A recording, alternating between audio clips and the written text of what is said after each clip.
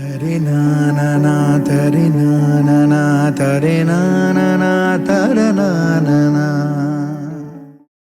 ఊహలు గుసగుసలాడే cinema script ముందు నా దగ్గరికి వచ్చింది. స్క్రిప్ట్ చదివాను కానీ నేను అంటే ఆ టైం ఇంకా ప్రొడక్షన్ స్టార్ట్ చేయలేదు. కానీ ఆ స్క్రిప్ట్ ఎలా వస్తుందో గెస్ చేయలేకపోయాను. తర్వాత సినిమా రిలీజ్ అయిన తర్వాత థియేటర్లో చూశాను. అంటే వరుసగా 3 సార్లు చూశాను అన్నమాట సినిమాని. ఈ విషయం శ్రీనివాస్ కూడా చెప్పాను. ఏంటంటే ఆ టైంకి చాలా కొత్తగా అనిపించే డైలాగ్స్, చాలా ఫ్రెష్గా అనిపించినాయి, చాలా క్రియేటివ్గా నాకు చాలా బాగా నచ్చేసాయి. నేను కొత్త ఫార్మాస్ వాడి అబ్బాయి ఏంటో ఒకసారి చూద్దామని నేను మళ్ళీ చూశాను. ఒకసారి మనం అప్డేట్ చేసుకుందామని అంత నచ్చేసే డైలాగ్స్ అవన్నీ. నేను శ్రీనివాస్ ఫోన్ చేశాను, శ్రీనివాస్ అవసరాలకి. చాలా బాగా డైలాగ్స్ అన్నీ చాలా బాగా రాశారు. నేను ఈ సినిమా ఎంత బాగా వస్తుందంటే స్క్రిప్ట్లో ఉన్న సినిమా నేను మేబీ ఫస్ట్ టైం ఏమో ఏంటి ఎవరిదైనా స్క్రిప్ట్ పూర్తిగా ముందు చదవడం, సినిమాకి ముందు చదవడం అనేది. అంటే తన ఆర్టిస్ట్ కాబట్టి ఆ పర్ఫార్మెన్స్ అది ఇలా వస్తుందని ఊహించలేకపోయాను అనమాట. సో టోటల్గా క్యారెక్టర్స్ శౌర్య దగ్గర నుంచి కానీ, తన పర్ఫార్మెన్స్ కానీ, హీరోయిన్ దగ్గర నుంచి కానీ, ఆల్ ఆర్టిస్టుల దగ్గర నుంచి అంత తక్కువ డేస్లో అంటే ఒక సినిమాని చాలా అందంగా తీసుకొచ్చాడు ఊహలకు సుస్తాడే సినిమా దాన్ని. సో అప్పుడు నాకు అనిపించింది అంటే తర్వాత తను మళ్ళీ నువ్వు జో అచ్యుతానంత చేస్తానంటే ఒకసారి స్క్రిప్ట్ నాకు మళ్ళీ ఇవి నీ సెంటిమెంట్ వర్కౌట్ అవుద్ది అని అబద్ధం చెప్పి అంటే ఇంకోసారి స్క్రిప్ట్ ముందు ఎలా ఉంటుందో చదువుదాము అని.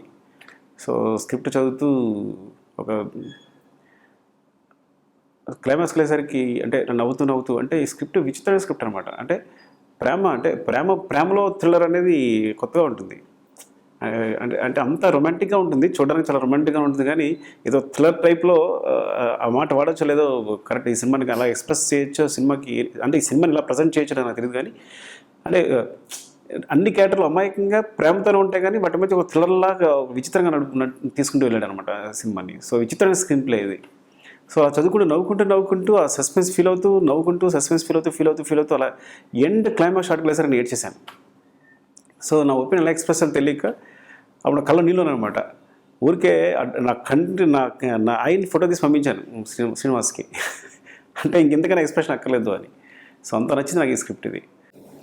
ఇంకా సాయి కొరపాటి గారు అంటే ఊహలు గుసగుసలాడే అంటే సాయి కొరపాటి గారు ఇండస్ట్రీలో అంత అగ్రెసివ్గా ప్రొడ్యూస్ ఏమైనా చూడలేదు. అంటే సినిమా తర్వాత సినిమాని ఒక స్క్రిప్ట్ని డిసైడ్ చేయడం కానీ, వెంటనే సెట్స్ మీద తీసుకెళ్ళిపోవడం కానీ, ఊహలు గుసగుసలాడేని ఆయన గెస్ట్ చేసాడు అంటేనే ఆయన I think he's the best producer ఆ సినిమాలో అవుతుందని. తర్వాత మనమంతా చూశాను. అంటే ఒక మంచి సినిమా చేయాలి, ఒక టేస్ట్న సినిమా చేయాలనే ఉద్దేశంతో ఆయన మూవీస్ చేయడం కానీ, ఆ తర్వాత జో అచ్యుతానంద ప్రొడ్యూస్ చేయడం కానీ. So wish all the best Korapati Sai గారు. ఈ సినిమా డెఫినెట్గా చాలా పెద్ద సక్సెస్ తీసుకొస్తుంది, మీకు బోల్డ్ అండ్ డబ్బులు కూడా తీసుకొస్తుంది, బోల్డ్ అంత పేరు కూడా తీసుకొస్తుంది. టీజర్ చూశాను, చాలా బాగుంది. బ్యాక్గ్రౌండ్లో కళ్యాణ్ మ్యూజిక్ చాలా అందంగా ఉంది. ఊహల గుసగుసలాడే కళ్యాణ్ మాలిక్ మ్యూజిక్ ఎంత ప్లస్ అవుతుందో ఈ సినిమాకు కూడా అంతే ప్లస్ అవుతుంది.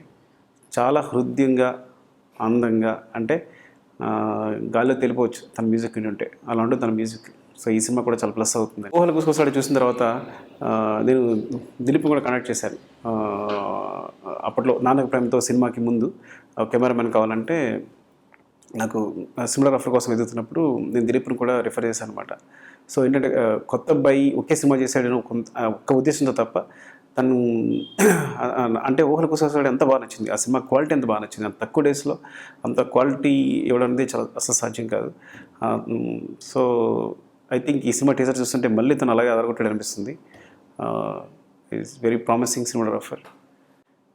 అంటే మామూలుగా ఈ సినిమా పెద్ద హిట్ అవ్వాలని కోరుకుంటాను అంటుంటాం ప్రతి సినిమాకి. నాకు స్క్రిప్ట్ ఆల్రెడీ తెలుసు కాబట్టి, నేను చదివాను కాబట్టి, అది ఎలా వస్తుందో ఊహించగలను కాబట్టి ఈ సినిమా సక్సెస్ నేను ముందు ఊహిస్తున్నట్టు చెప్తున్నాను. డెఫినెట్గా మీరు సినిమాని ఎంజాయ్ చేస్తారు. తరి నానా తరి నానా తరి నానా తర నానా.